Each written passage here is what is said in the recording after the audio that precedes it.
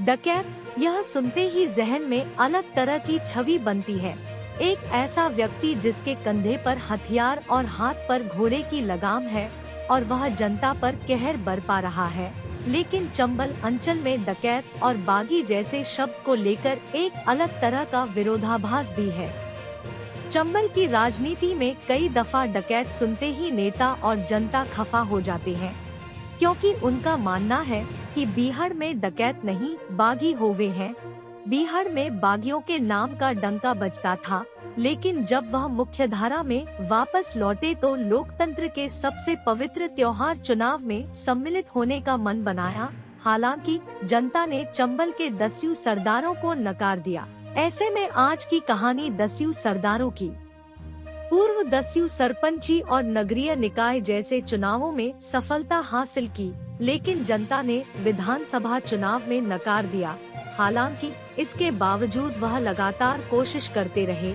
70 से 80 के दशक में कुख्यात डकैत रमेश सिंह सिकरवार के गैंग ने 70 से ज्यादा लोगों को मौत के घाट उतारा था। उस वक्त डकैती, अपहरण जैसी वारदातें गैंग के लिए आम थी। उस वक्त 250 से ज्यादा डकैती और फिरौती के लिए 50 से ज्यादा अपहरण किए थे।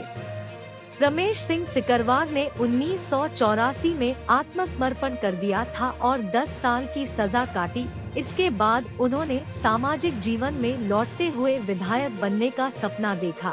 साल 2008 में उन्होंने समाजवादी पार्टी की टिकट पर चुनाव लड़ा था, लेकिन उन्हें सफलता नहीं मिली।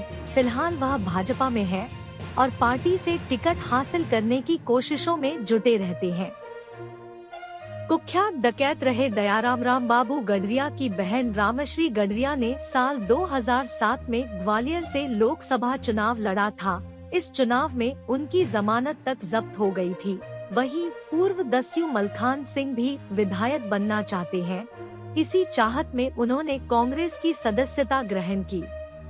सामाजिक मामलों के जानकार प्रोफेसर मनोज जैन बताते हैं कि चंबल के डकैत देश में कुख्यात रहे हैं। कुछ अपवाद को छोड़कर राजनीति में कोई पूर्व दस्यु इसलिए भी सफल नहीं हो पाया क्योंकि उसकी पुरानी छवि लोग भूल नहीं पाए थे।